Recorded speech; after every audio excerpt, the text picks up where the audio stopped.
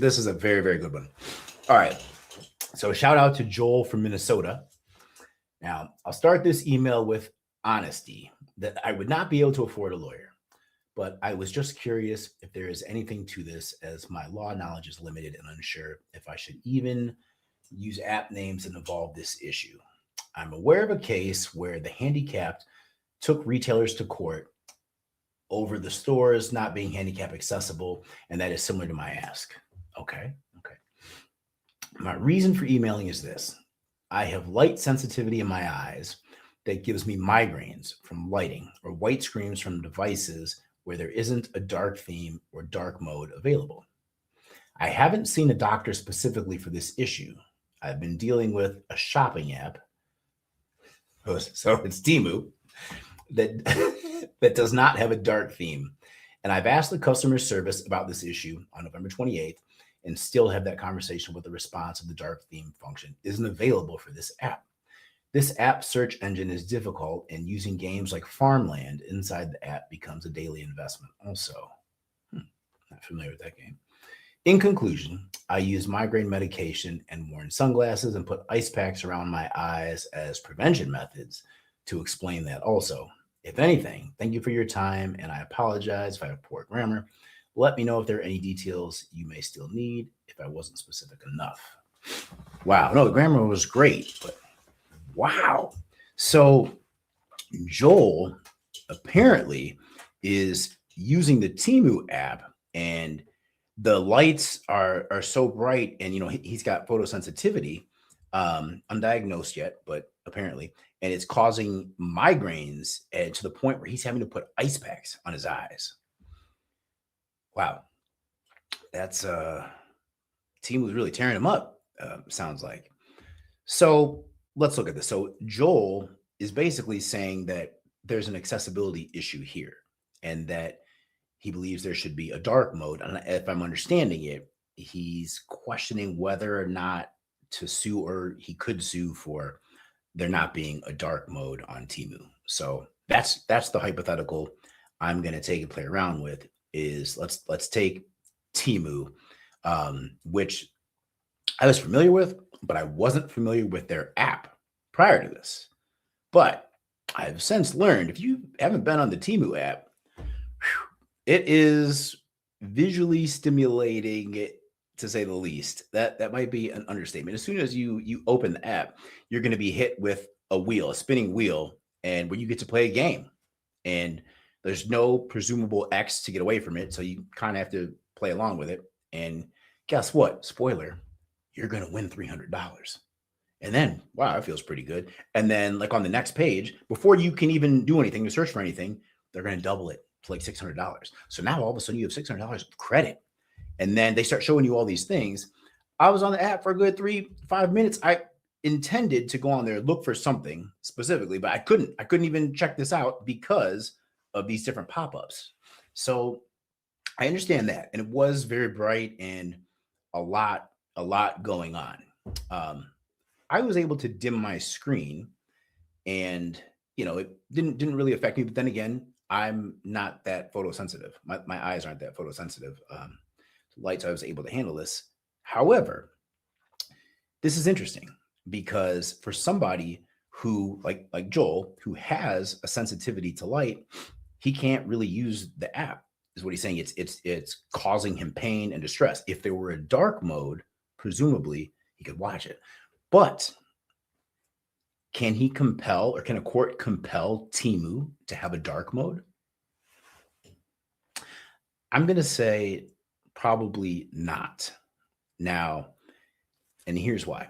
In the United States, you have the Americans with Disabilities Act, the ADA. And, under that, companies are forced to make things accessible to everybody, or to provide accessibility options. Now, Temu is not owned by a company in the United States.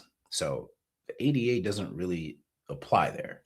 So right off, Temu, they don't have any obligation for accessibility. Now, as a business, they could comply with this. They probably should. It probably help their business, but they are not compelled to do so. And you can't compel them to have a dark mode. If there's another way to make these accommodations, they could do that, if or making it more accessible if they were to lower their brightness maybe, or find another way around that. But it doesn't have to be a dark mode. Like you can't dictate how they must go about lowering or making it accessible. So, and the fact that they're a foreign company makes it really, really difficult to enforce that. Also, oh wait, where are we here? Meta YouTube had a trial over harm to children. Yes, this is interesting because, as I understand this is a case where TikTok is being sued for almost being too addictive. Let's see. Social media apps have long been accused of being harmful to children. Now those claims will come before a jury for the first time in a trial kicking off Tuesday in a Los Angeles courtroom. A key question will be whether tech companies deliberately built their platforms to hook young users, contributing to a youth mental health crisis. Wow. The jury's decision could have big consequences for tech industry and how children use social media. Meta, the owner of Instagram and Facebook and Google's YouTube, will stand trial in California state court after TikTok settled the lawsuit on the eve of the trial. Terms of the settlement were confidential. What else do we have? Snapchat was also named as a defendant in the lawsuit, but reached its own undisclosed settlement with the plaintiff last week. The LA case is the first of a wave of lawsuits headed for trial this year that have been brought against social media companies by more than 1,000 individual plaintiffs. Uh-oh. Thank you. Where the suits accuse Instagram, Facebook, YouTube, TikTok, and Snapchat of engineering features that make their apps nearly impossible for kids to put down, like infinite scroll, autoplay videos, frequent notifications, and recommendation algorithms, leading in some cases to depression, eating disorders, self-harm, and even suicide. Wow. So Snapchat and TikTok remain defendants in other lawsuits. The plaintiffs are seeking monetary damages as well as changes to the way social media apps are designed. The trial, starting on Tuesday in LA, will give a rare look inside how the most popular and powerful social media platforms operate. Jurors will be presented with thousands of pages of internal documents, including research on children conducted by the companies, expert witnesses, and the testimony of the teenage plaintiff, identified as KGM, who says her excessive use of social media led to mental health problems. Wow. Now let's see what Zuckerberg said. Meta CEO Mark Zuckerberg and Adam Mosseri, the head of Instagram, are also set to take the stand in the trial, which is expected to last several weeks. The public is going to know for the first time what social media companies have done to prioritize their profits over safety of our kids, said Bergman, who represents KGM and other plaintiffs. The tech companies argue that there's no clinical diagnosis of addiction to social media and that no direct link between using social media and mental health problems has been proved. They say they've rolled out safety features for kids in recent years, including parental controls, guardrails on who can collect teen accounts, and time limits.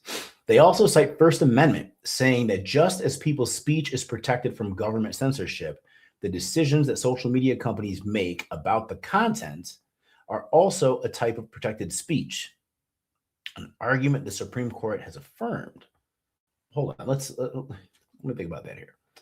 So they're saying that just as people's speech is protected from government censorship, the decisions that social media companies make about their content is a type of protected speech. Okay, I can see that. Okay, I can definitely see that, because they're basically saying that everybody has a right to free speech in their own content, and so they're not going to limit that. I agree with that. Supreme Court has affirmed that. All right.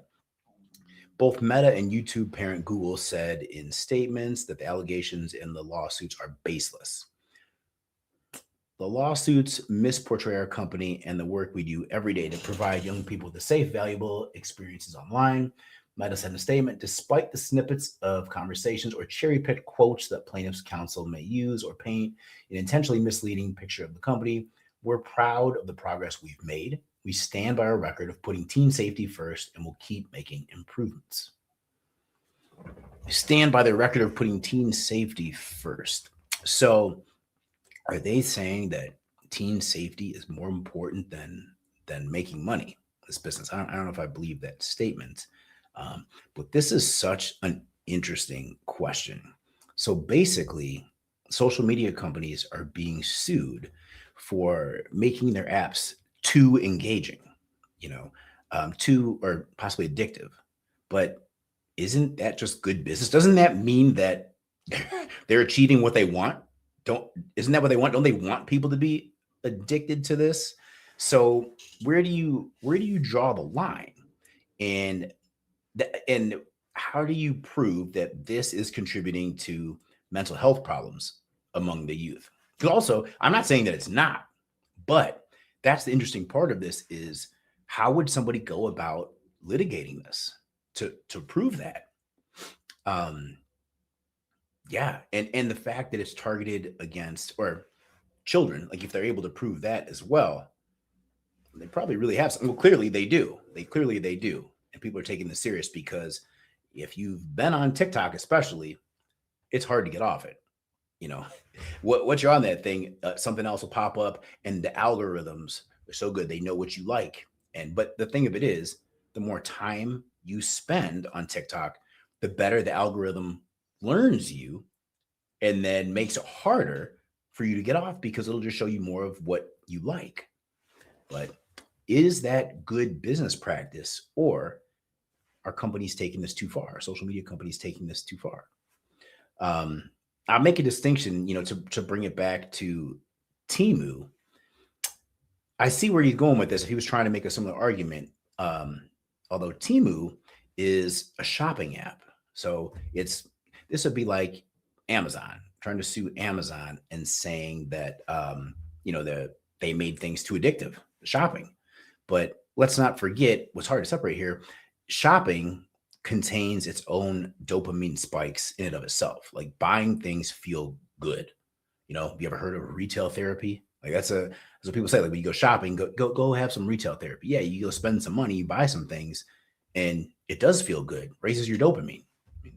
But then sometimes you raise it too high, and then later you get home and it spikes. You have buyer's remorse. But that's what that's about. But anyway, that's a difference here in that TikTok is, social media and people, with whatever content trying to be engaged with, they're trying to sell you specific goods. Individuals are. So you're there to purchase something. It's an e-commerce website. A little bit different. So Jesse Ortiz has a good question, which is if Temu were an American app, would they be held liable? So effectively, if Amazon were if the Amazon app were effectively a slot machine that messed with your dopamine and also refused to have dark mode. Well, you can't compel a company to have dark mode. Like they at best they could be made to make their product or their app accessible to everyone. But you can't dictate how that is. So you can't say it would be dark. Maybe it is dark mode. Maybe it's not. Maybe it's reducing, the light or on the app or presenting it in a different way, offering alternatives. So would they be held liable? It's honestly, it's still going to be tough to say. And I don't know if you can say that they'd be held liable to be too addictive. I'm not certain that you could prove that, even if it was in the United States. I think that's why I brought up the case that's happening in the city we live right now. Yeah, Perhaps we should try to get some media badges for, because I think what happens in that case will signify the liability an app doesn't have. Yeah. Yeah. Oh, yeah. Because the way that these are decided, because TikTok has already had these cases, but they've settled privately. So there's not really a precedent here. But it'll be interesting to see what happens after this because, things could change. There could be new legislation. Who knows?